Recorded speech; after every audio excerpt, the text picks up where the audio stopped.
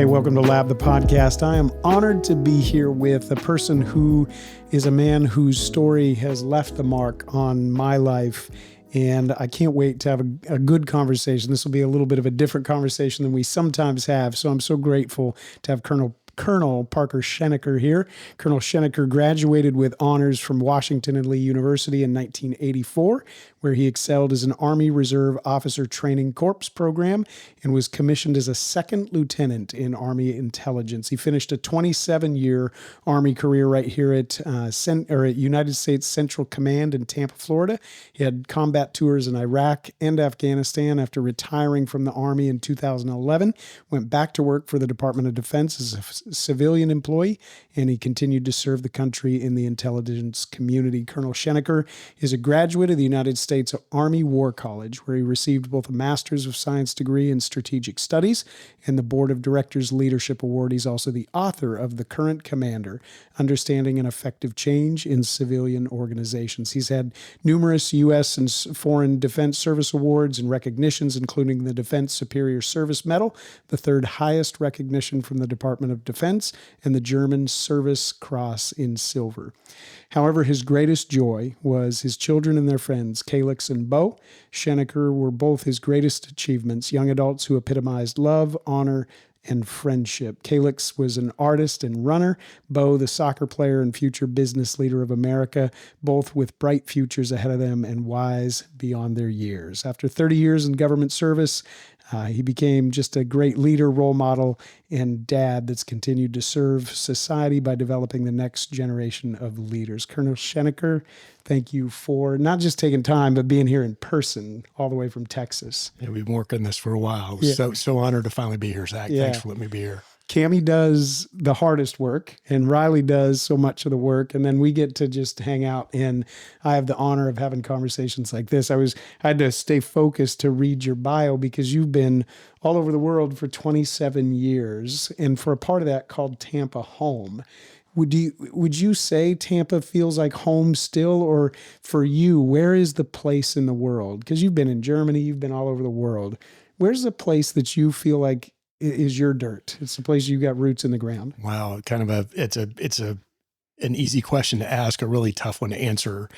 Grew up in Texas, so I consider myself a Texan just by blood, kind of the way it goes. But lived here in Tampa longer than I lived in Texas before I went off for college. So we certainly have great roots here. My wife and I got married here. One of our boys is here.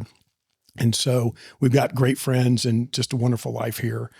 I would say probably a strange one, but where I feel maybe the most comfortable in Germany. I did 10 years there, have some German ancestry and speak the language and have some great German friends there. And it's just, it's a great way to get away, see how people live differently, which is the great equalizer, travel. Yeah. But Germany just is in my blood as well. I feel at home wherever I am. I think I'm blessed in that way, because just having the best friends and the best family, and I'm the lucky guy that can't find the delineation between my family and my friends. Yeah. So I feel like I'm the most fortunate man in the world wherever I am. Well, you have a lightness about you that is pretty cool. And even it came through Zoom. We met the first time on Zoom. And I remember getting off of that call and I just thought, man, that guy, first of all, well respect all of the hard work you've done all over the world, but just a great guy and a dad, and have a lightness about you.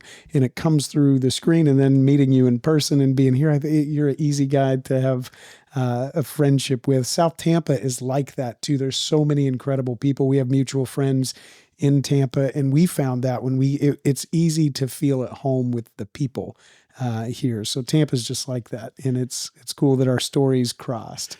The thing that's really funny to me is, South Tampa has been historically a closed society, but very quickly opened their arms to us as we got here and established our roots, or to me. And it's just a second home. We feel so comfortable here. We love coming back into town. We still have a home here, still have a son here. So it's great to be back home. It's cool. When you went into the Army, you did a whole career in the Army. When you joined, Did you have any idea that it would be a career? Did you want it to be a career, or did you just, it was the next thing and you just jumped in and did it? That's a great question. And I get asked that quite a bit. I did the ROTC program at Washington and Lee. My brother was there a year ahead of me, and he introduced me to the military science program. He said, you may want to take this. You learn some military history, you get to drive tanks and shoot guns, whatever the deal was. That excited him more than it excited me.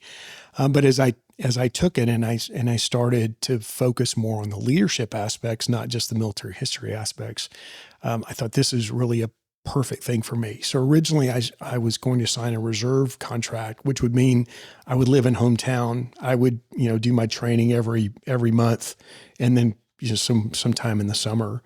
And as I started thinking about it, I said, no, if I'm going to do this, I'm going to do it 100%. So I asked for a regular Army commission, which means unless you do something really bad, you can make it a career if you decide to.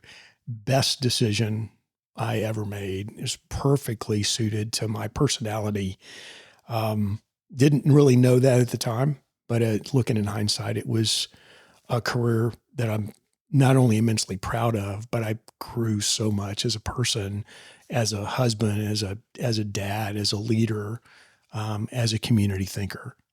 Couldn't have had a career that was better for me. Yeah. I always think retiring from a community like that, it's probably like that for every vocation, but specifically when you have served and risked and spent with people that you really come to love, when you walk off that property for the last time, that's a pretty emotional thing, because you're literally turning the page on a chapter that you can't really put into words what it means and what it feels like. But when you walked out of that last day and retired, and you went from service to civilian life, and as you reflect back on that, is there a gift, one gift that you are just grateful that you were given through all those years of service? Is there something that stands out that you go, if I had not said yes and stayed with it, I don't think this would have been true? That's a great question, as you always ask great questions. I think for me, I was just fortunate to have ingrained in me perseverance, overcome whatever adversity comes your way. And that was not necessarily trained in the military, but just because the Army is an inherently dangerous place. I mean, to be honest with you, we break stuff and set it on fire for a living, right? And so it's inherently dangerous. And so every day is a gift. And when you do have setbacks, when you do get knocked down to your knees, I mean, how do you handle that? And I think I guess in some ways I had more opportunity. It's a weird way to put it, more experience dealing with adversity in other people's lives as well in the military than I would have if I'd been in corporate America, if that makes sense. Yeah, no, it does. It does. And I'll come back and we'll put a pin and circle back to that in getting up off your knees and how do you do that? It's one of the things that I was interested in talking to you. I think so many people right now feel like if not on their knees, they've got their hands on their legs, right? They're trying to hold on, trying to make it. Whether it's economic pressure or just the feeling of, is it worth continuing? There's so many people who struggle with a loss of meaning and connection. And so we'll get into that. Like, how do you get back up? But it's an interesting conversation for an Army intel guy that did a career to end up on Lab, the podcast, talking about life and beauty. And we're an arts organization. So everybody listening is like, how in the world did you make this connection together? Yeah. We found each other through the work you're doing with your foundation, and particularly your kids, Calyx and Beau. And Calix was an artist. And so we'll start there because I want some backstory. But essentially, there's a scholarship in her name, and there's a foundation and a juried art show here in Pinellas County. And you all are giving back to the community through this foundation. So we'll color in some of the backstory, but Calix is her name is on this scholarship. When did you know that she had a gift for the arts and a love for it? Yeah, goodness gracious. So it was the biggest surprise was Calix just picked up some pencil or some crayon or something one day and just kind of started going to town, maybe at 4 or 5 years old. And we're all proud parents of our kids. We all have their art hanging up on our refrigerators or at our offices or whatever. But she really did have a great way of capturing what she was seeing and pouring that out on whatever media it was, paper, canvas, photography, however it was. I didn't get the arts gene in my family. My mom was an art teacher. Was a fashion design major at SMU, worked as a buyer at Neiman Marcus and all that sort of stuff. My brother was actually a really good artist in his own right. My dad and I couldn't draw stick figures if it was going to get us out of jail. I mean, it was just crazy. I mean, no talent whatsoever. But early on, Calix was very interested in capturing what she was seeing and what she was feeling. Certainly was encouraged to do that by her mom and me and family, and just had a knack for it. Some folks just do. I don't. I'm on that opposite end of the spectrum. And so as she grew as not only a fine young lady, but as an artist, I was very supportive of her. I tell some folks when we do the scholarship program at HCC, I thank the parents, I thank the guardians, I thank the teachers and the siblings supporting their young artists, because young artists are still growing. They're fairly temperamental and sometimes have a hard time processing what they're seeing and what they're feeling and how they're going to put that out there. And I always tell them, I said, well, my favorite series that Calix did as a young artist was the Dumpster series. And they kind of look at me kind of quizzical, and I let it sit for a minute, as most comedians do. I let it sit for a second, wait for it. And I said, yeah, like all of you, we have all gone into trash bins and dumpsters grabbing those pieces of art that our kids have bunched up in their hands and thrown away. And they all start laughing. But for me, it was a joy to watch her get so much be so excited and get so much enjoyment out of art. For her to have that skill and me not have it, it was wonderful for me. So we wanted to give back to the community in some way, in her honor. And the story goes, there was a competition at HCC for Hillsborough County high school students, and a juried art competition. And a friend of mine who was an Army colonel as well at that time, we were having dinner one night, and they said to me, hey, our son has a piece that's showing in this competition at HCC Dale Mabry campus on a Thursday. How'd you like to go see this show and then the reception and then go to have dinner? I was, that's great. I love their son. He's like one of my kids, known him since he was just a little kid. And so showed up, went to the program. It was a lot of fun. All these high school artists' works were displayed up in the HCC gallery 221. And I walked in, and the first, second, and third places of this juried art competition were some tickets to the Tampa art gallery and a few art supplies here and there. And I thought, we could probably help bring this program up to a little bit more of a professional level and really give these kids an opportunity to get something for what they're doing. Not to say that anything was not done right. It just was an opportunity for us to give back. So I asked to have a meeting with the executive director of the HCC Foundation the next morning, Dr. Adrian Garcia, and we had lunch. And I said, Dr. Garcia, I really would love to find a way to bring this program up to a little bit more prominence, put a little bit of oomph behind it. And she was certainly more than willing to help us find a way to do that. And so we endowed our scholarship fund at the college and did it in Calix's honor. And we call it Calyx Schenecker Art Infinitum. And there's a whole thing, a family thing about infinity plus one for us. Yeah. But we were just fortunate to be able to work with HCC and Dr. Garcia at the time and the various gallery directors. Right now it's Amanda Poss. She's just a wonderful human being. I feel like we're family. We've been working so closely together. And so the HCC program was really successful. And I actually went over to Pinellas County and spoke to them, to their school district, and asked them if they would be willing to establish a program over there as well. So we do one at HCC at Dale Mabry annually, and we do one at St. Pete College over on Drew Street over in Pinellas as well.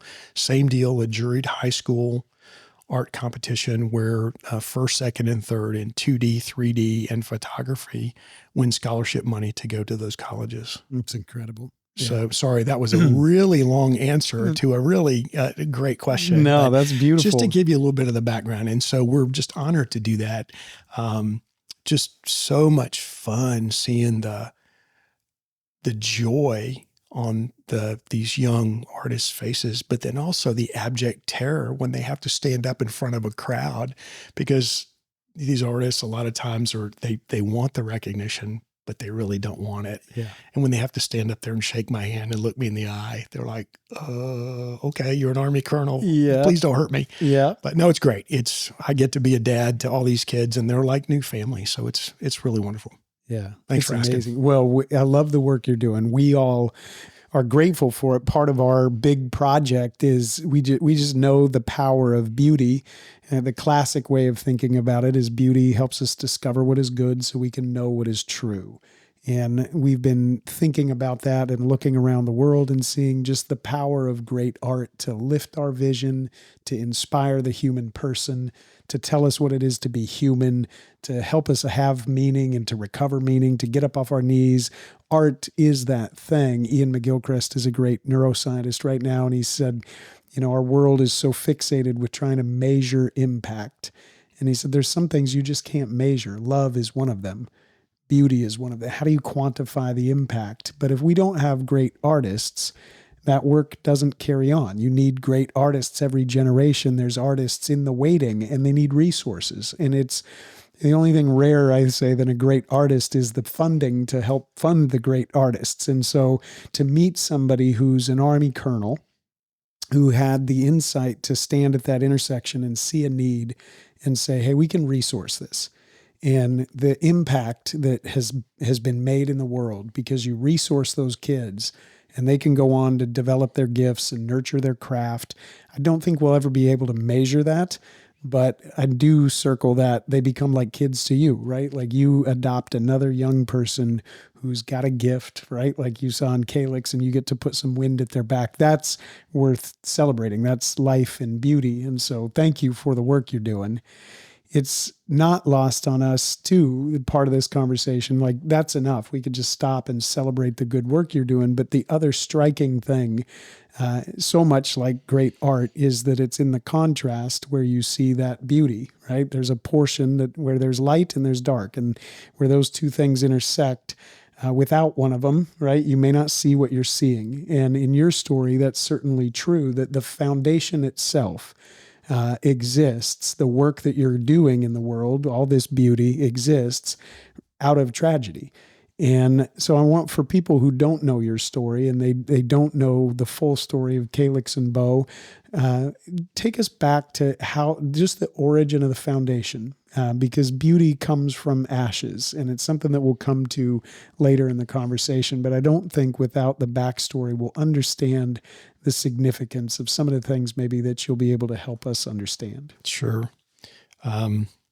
So I guess we'll go back to 2011. In January, I had deployed out of Tampa for a pretty quick turn. It was 10 to 14 days.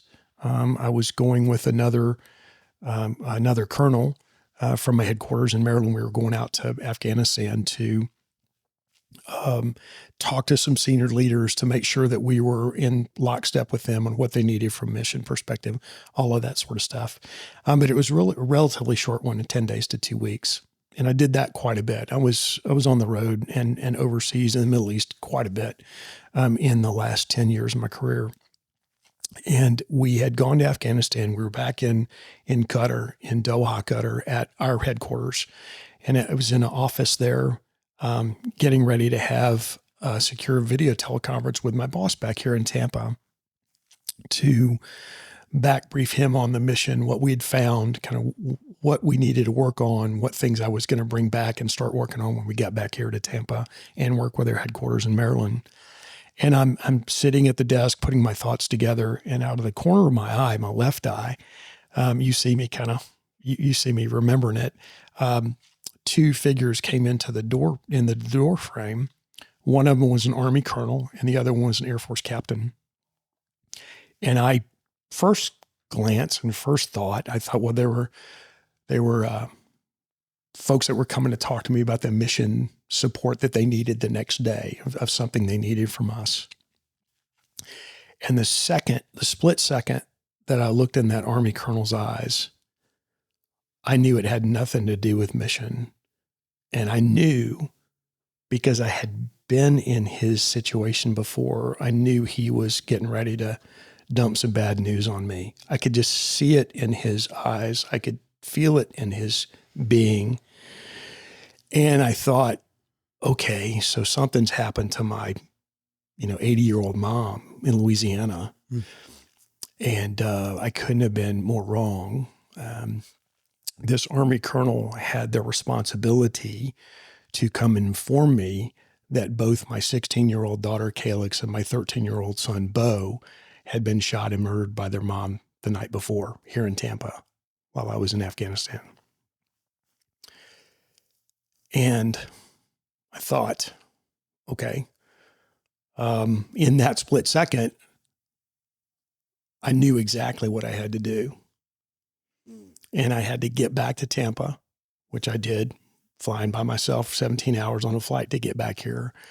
I had to get back here, and I had to get my family together. I had to get my friends together. I had to get all Calyx and Beau's friends together and be the silent sounding board for them and the power to work through this turbulent time in the turbulent waters, because it was my responsibility, because I was Calyx and Beau's dad, still Calyx and Beau's dad. And that's really the beauty that comes out of all this is I'm still their dad, and nobody can take that from me. But what I did was I came back to Tampa with all the friends and family and everyone that had dropped in our defense, and worked through a couple of memorial services. One over in Temple Terrace that was put on by all of their classmates. It was a completely student-run memorial service. Another one that was done by my agency headquarters. It was a global one here in Tampa, and then I did another. I led another one in Fort Worth, where Calyx and Beau are at rest with my brother and my dad in Fort Worth, Texas. And my pledge was that I'm going to spend the rest of my waking days honoring them and making sure that everybody knew that the reason that I'm here is because of how they lived, not how they died. And so one of those things was when I told you earlier that I was at a friend's house, another Army colonel. They were gracious enough, Jim and Chris Hamby were gracious enough to invite me over to dinner every, a couple times a week, just to make sure I was okay, spend the night on base, and then we'd go to work together the next morning. And it was their son, Tom, who was at senior at Plant, who had the piece at HCC where he was competing.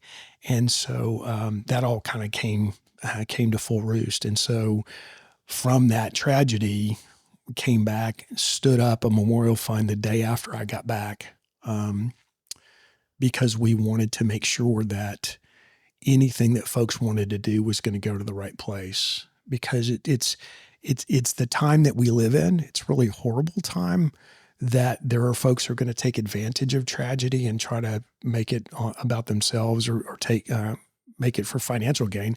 There were folks that were standing up fake memorial funds, and before GoFundMe, that sort of stuff was happening. And so we wanted to make sure that the love and treasure that folks were bestowing upon us to do good work was going to the right place. So we stood up the Memorial Fund and just happened to luck onto that art program at HCC at Dale Mabry that one Thursday night, give it a Thursday night, and stood up the art programs. We've also subsequently stood up a culinary arts scholarship for Beau at HCC because he was my little foodie. You couldn't tell that from all the gnarly stuff he put in his body. He was a carbohydrate freak, but so it's the arts. It's just a different form of art. And then we've also, through the Memorial Fund, and folks have been so generous with their treasure in that fund, where we've been able to establish the scholarships, the art, visual arts, graphic arts, and the culinary arts. We also have donated to the a public art fund at HCC as well, and stood up a middle school speaker series where we bring in these impactful speakers that aren't going to talk to you about don't do drugs and stay in school, sure, but it's how do you make good decisions when you're in a hard time, or just folks that have worked through some life issues that are life lessons for these middle schoolers. I had a middle school football coach who was a retired Marine Corps colonel. Imagine that as a sixth grader with boot camp every day. But he told our parents, he was middle school football coach. He told our parents, he said, if I get your kids in middle school, I don't have to worry about them in high school.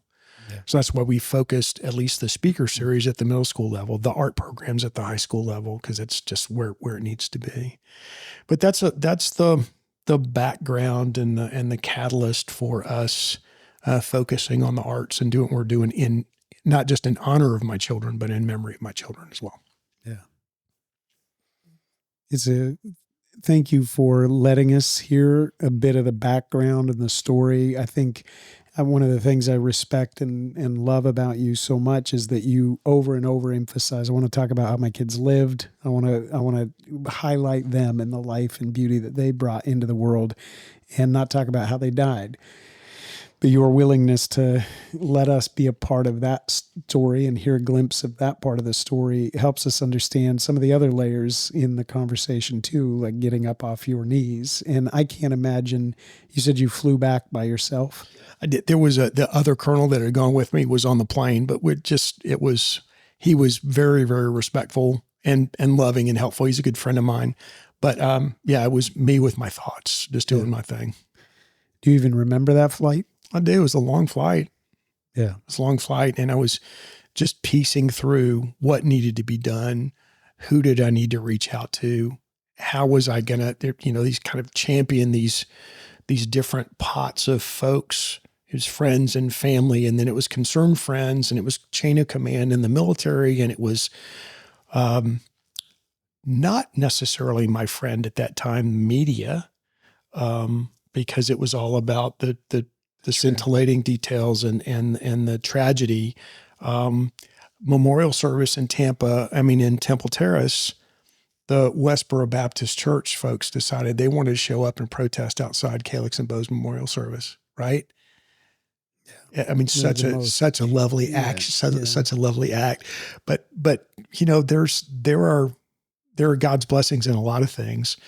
And so there's an organization called the Patriot Guards, and they showed up with their motorcycles on our side of the street and just cranked them on and just started gunning the motors so you couldn't hear what those knuckleheads across the street were saying. That was all kind of on the side, but it was a circus that I felt the only person that was going to get the community through that circus, a media circus as well, was me, and how I acted and how I responded and reacted to what was happening to not just me, my family, circle of friends, community. How I acted and how I took that on was going to set the stage, either horribly, horrible failure, or something that was at least human, at least respectful of my children. And so I'm hoping that the latter was the way that it came out. Yeah. It's amazing. I went back just in prep for our conversation and was literally watching and listening to the media, to the news that is still circulating out there. And over and over and over, I just heard you very, very skillfully and elegantly but powerfully redirect the conversation, anchor it in Calyx and Beau and their life, and just take everybody and say, we're going to look this way, and we're going to keep this conversation right here. And to do that with the force of the media and everything like that, that's, you were long prepared to be in a leadership role where you helped shepherd a community through this.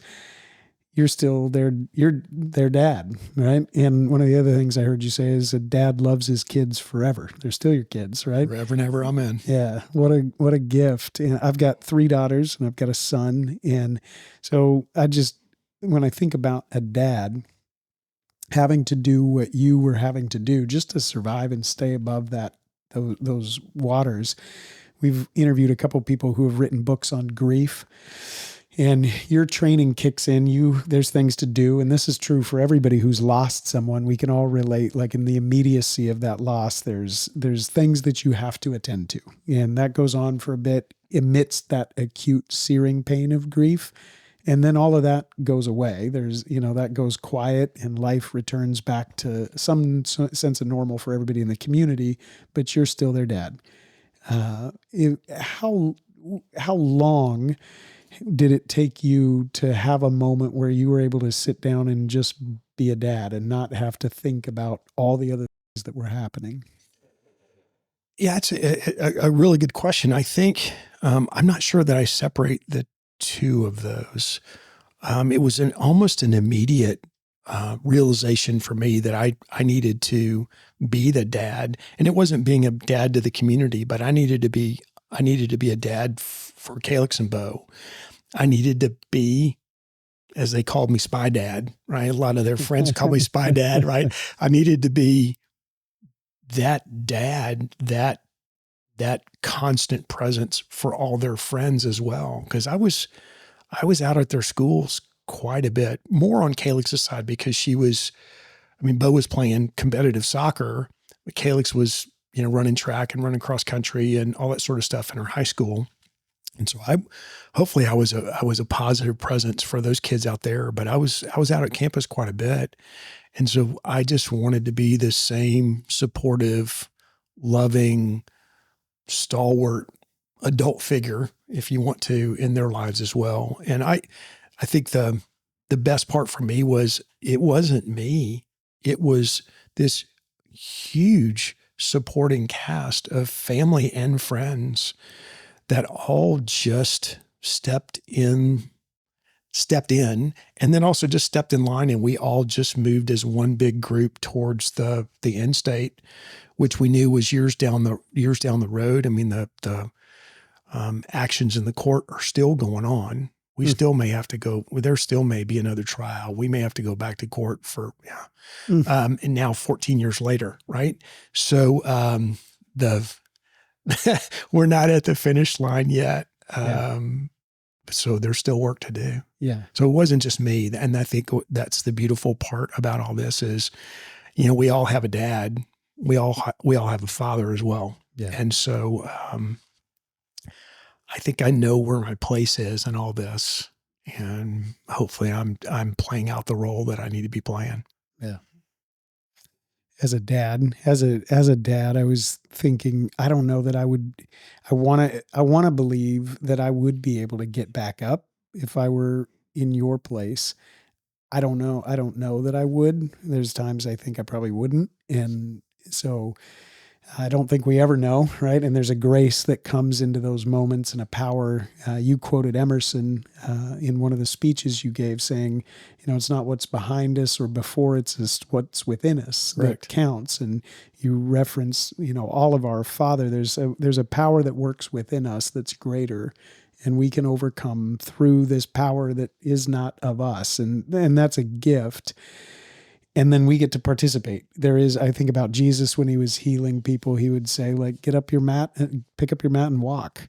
And there's a part of us that has that invitation to get up, and the power is there to help us get up, but we have to get up. And I'm thinking about people who are listening and they go, I don't know if I could get up. What have you learned about getting up? Not maybe just from this incident, but you 27 years, 30 years in service, seeing a lot of people go through moments that people maybe wouldn't think they could get up from, but they do. What have you learned about getting up when you are on your knees and you think, I don't know if I can? Yeah, it's a really great question. I think I'll do a little bit of an analogy here and then kind of go to your question. Being in the military, there are times when, we're at war and we deploy into dangerous situations, and we think, because we've been trained or there's bravado or whatever it is, we think we're going to be the Audie Murphy sort of, hero, and we're going to be able to stand up to fear and stare fear in the face and stare it down. But you never know until you're in that situation. I think more folks think about that than they would what would I do if there was a true tragedy in my life, something that kind of knocked me to my knees.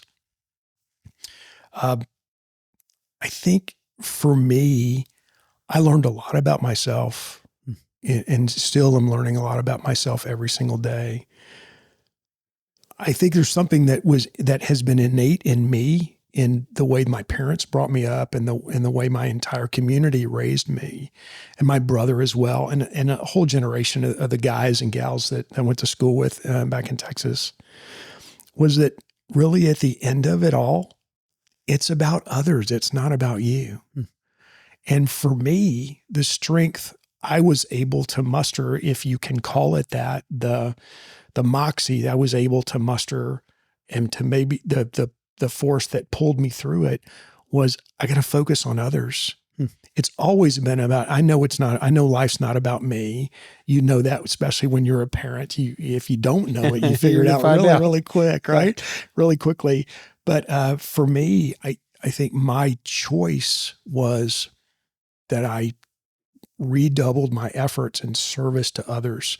I think I'd been living that way through the military. I think that's was part of what drew me to that career path. But in earnest, now I got to actually take actions that would focus on other people in a finite and resolute manner. And so that's really that was my lead blocker, I guess, through the trouble. I know I always have support from upstairs, and am very very humbled by where I am in life.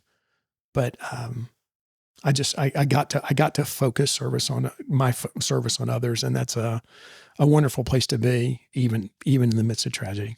Yeah. Sorry, another long answer. No, I love it. I appreciate that. And you said I had a choice, right? And yes. I think there's always that moment for us in the midst of grief, tragedy, hardship, whatever it is, that we are blessed with this ability to choose. And we can choose to turn inward and to let that just keep us down. It would have been easy. Yeah, it would have been so easy. And the choice wasn't easy to turn back out, but what a gift. I mean, we're 14 years later talking about scholarships that are going out, your opportunity to put a hand on a kid's shoulder and say, you can do this. Sure. And so there's so much that we can't see in those moments that'll come downstream of that little choice to get back up and to choose to look out and to make it about others, a bigger story. But it's not easy to do. I'm sure the sustained effort, right? Mile 7, mile 8, mile 12, mile 14, that run gets hard. What do you do just as maybe not even in this context, but the perseverance? You mentioned that in your career. What do you do personally to keep going when you get tired? When you go, I don't know, right? Like, should I just sit down and stop making it about others or stop being in the race? What do you do to keep yourself getting your vision up, getting up off the ground and moving forward? Yeah. So thanks for asking that. I'm going to pull back just 1 second on making a choice and standing up. The fact that I was able to forgive pretty quickly in the process, like almost immediately, lifted the burden for me. I was carrying that baggage. So if I'm dealing with that baggage and that anger and hate, resentment and so forth, then I'm not able to focus on others. I'm focusing on something else. So I was very quickly able to forgive, and it is a choice. And it's funny, I was having a conversation the other day, someone about the difference between forgiving and forgetting. And I asked someone about forgiving someone. They said, well, no, I can't forget. I said, wait a minute, I'm not asking you to forget what happened. I'm asking you to forgive what happened. For me, forgiveness as a definition is I give up my right to hurt you for hurting me. That's my personal definition of forgiveness, giving up my right to hurt you for hurting me. And so I forgave pretty quickly. And so then I was free to pick myself up, let others pick me up, which was the toughest part of it. Army colonels don't get handled very well by people, right? We don't take it very well. But I had to have enough grace to let people help and know that they were trying to help, and they needed it to have that feeling of being part of it as well. Not only kind of getting in the group and moving towards focusing on the kids, but I had to let them minister to me a bit as well, that was maybe even the toughest part of it all. I think everybody that I know has said almost those words of the place I struggle the most is to allow somebody else to help me. And I can imagine from an Army colonel, like everybody looks to you. They're used to looking to you, and you're used to being that person that everybody's looking to.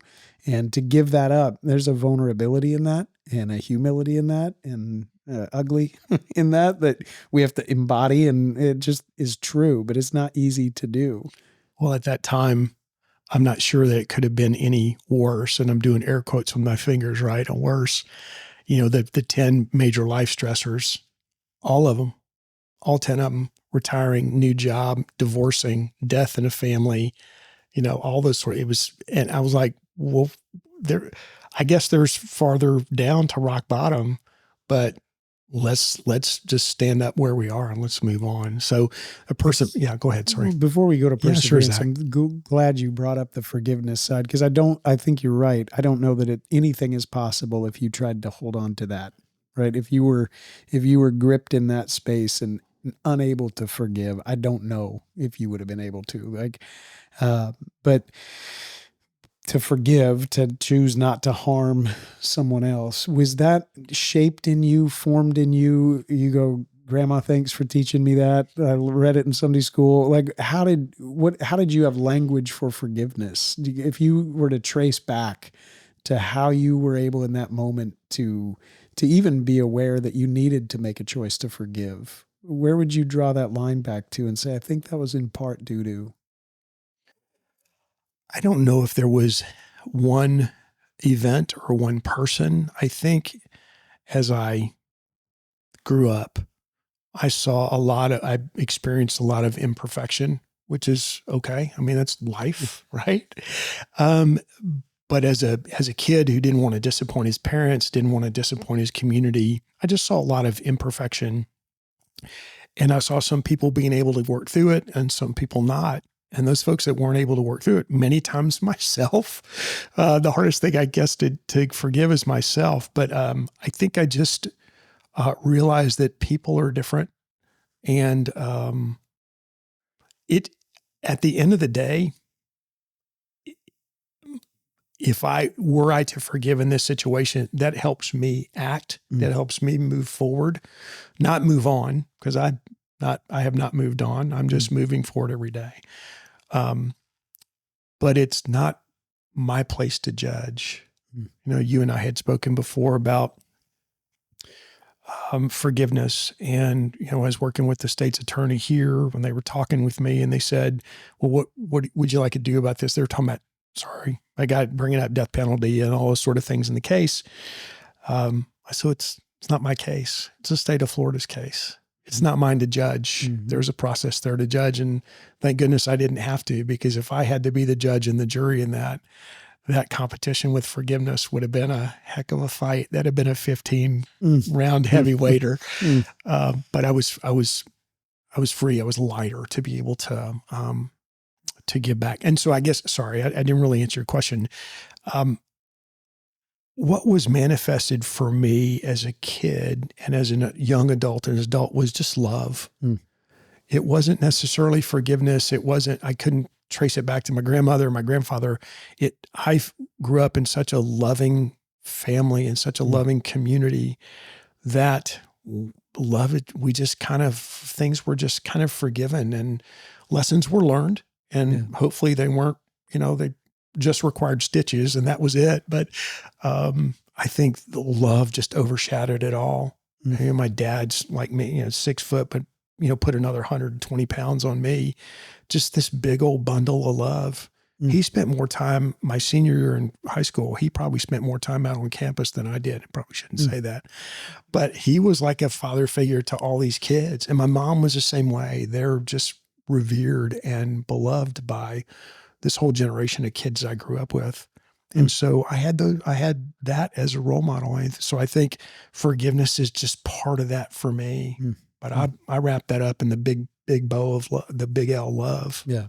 Sorry, I don't know if that answered your question or not. But no, I think it's beautiful. And love does cover a multitude of sins. It is this thing that sets us free, gives us life, allows us to live together. And I think listening to you, and I'm thinking of the people that maybe we struggle to forgive, or the times we harbor that in us, what that's doing to us. And so I just appreciate you bringing us there, because I think there's an invitation, probably even as people are listening to this conversation, to go, maybe it is time to forgive someone that I haven't, or maybe that I have carried around this burden of thinking, I don't think I can forgive you, because if I forgive you, it means that I'm forgetting something, and I can't stand for this person if I forgive this person, or I can't stand for this principle if I forgive this person. And I think what you embody is, no, I can do both. And love allows me to be here for my kids. I'll love them forever. I'll be their dad. I can love them without any hesitation or reservation to the end. And I can forgive this person, and I can love enough and allow that love to forgive someone. And in both ways, then I become free to be light. And that lightness comes through a Zoom screen. It comes through, you just kind of carry it around. You're a big, imposing colonel figure, but you have a lightness about you and a joy about you. And I think that's probably the source and substance of it, is that love is embodied in a really beautiful way. It's a great, we start focusing on the holidays of being thankful and gifts and so forth. And I think the biggest gift someone can give to themselves is forgiveness is a great gift. Wouldn't that be amazing? It's an amazingly powerful thing. And it is the gift that I would hope if someone's holding on to some angst or some hate or whatever it is, the greatest gift you can give yourself is forgiveness. It's not forgetting. There's no way I can forget what happened on the 27th of January, 2011. I can't forget that. I won't forget it. It's part of it's part of my engine that makes me move every day now. But forgiveness was a quick relief for me, and has allowed me to channel our efforts and our love in what I hope are positive things. And, the fact that Calyx and Beau's friends still let me be in part of their lives. They let me know when they're getting married and having kids and finishing med school and whatever they're doing. They're not apprehensive to let me know, because they know it doesn't make me feel bad that Calyx and Beau didn't get that opportunity. They know that I'm so excited about the opportunities that they got that their friends are getting to have. And the fact that they would share it with me, come on now. Yeah. Right? That's pretty good. Come on now. Yeah. That's so good. I think, the invitation to forgive, every conversation like this takes its own way and its own turn. And I felt it there as you were talking, that there is probably somebody listening to this that has an opportunity to choose and to give a gift. And they're a recipient of that. The other person's a recipient of that. And what a moment, right? To get caught in a conversation like this and have it surprise us with an invitation to forgive. So don't miss that. If you got caught up in the same thing that I did and watched a conversation just land there, I don't believe in coincidences. I think that stuff happens, and that you probably are listening to this for a reason. So make that choice, act on it. And I think that's a beautiful invitation. And life keeps going, to come back to perseverance, because I think this one's important too. So many people feeling like I made the choice, I did the hard thing, I got up, and I'm tired, and I just don't know how to keep running. And you've been running this race for 14 years. Sounds like there may be twists and turns that were unexpected up ahead. Sure. How do you keep yourself light and joyful and forward leaning amidst all the cares of the world, but then just the long race that you've been running?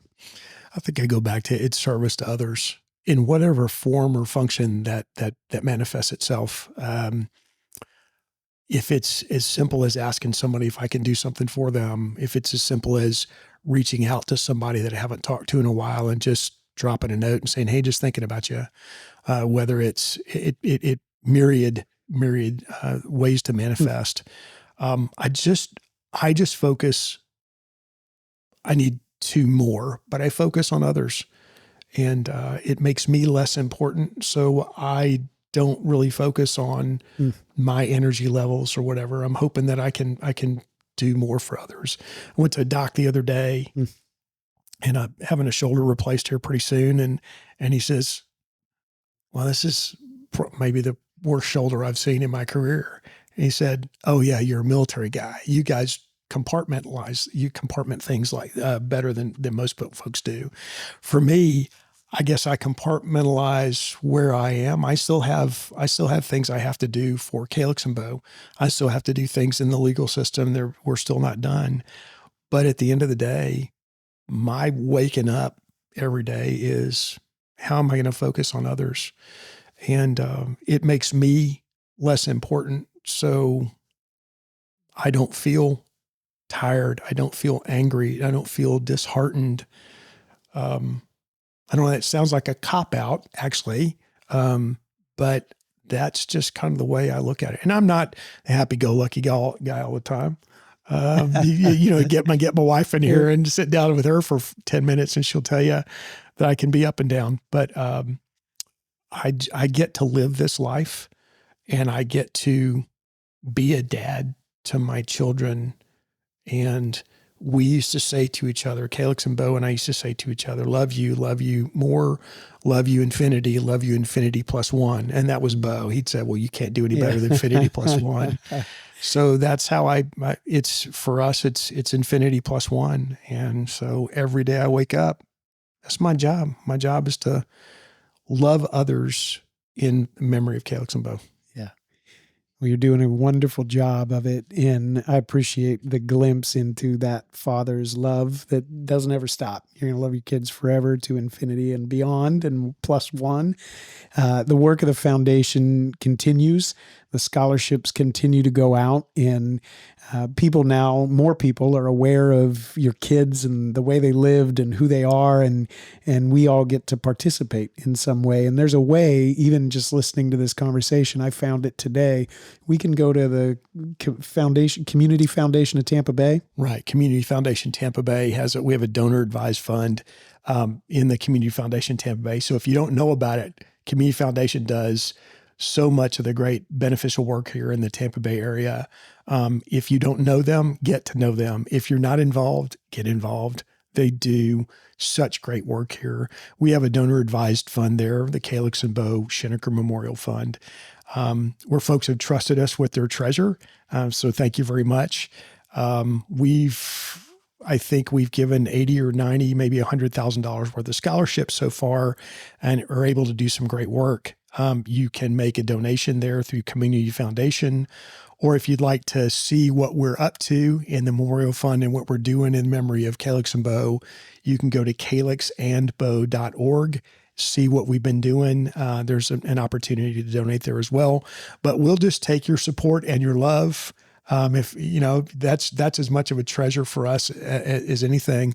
And loving on my children, greatest gift you could ever give me. Yeah. What an awesome invitation there. I'd go to find the Community Foundation, find the website. We'll put all those links in there. And I would love to see more kids get an opportunity to go nurture their gift and all of that. So thank you for that choosing, even on that flight, to say, we're going to stand this up. We're going to make that possible. And 14 years later, stewarding it so well so that all of those resources go and continue to have impact and help other artists like Calix flourish.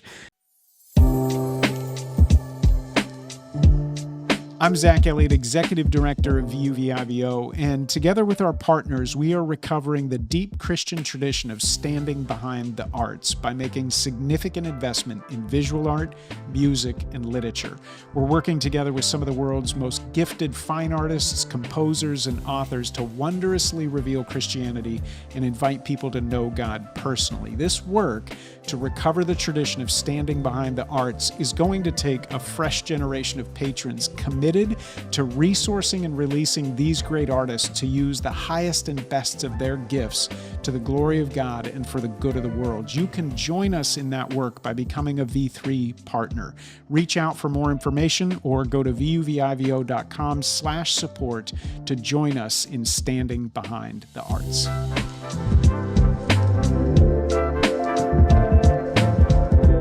I want to almost give her the last word. I was thinking about artists and these young people that have to stand in front of you and receive these awards. And there's a lot of artists who listen to this podcast. If Calix could give an encouragement to an artist who feels like giving up, like their art's not that good, like it may not make the dumpster collection even. If you could imagine what she might say to an artist who doesn't feel like they know if they should keep going or if they should take that next lesson, or they're about to quit piano, or they're about to put away their brushes, what do you think Calix might say to all of those artists who are maybe about to give up?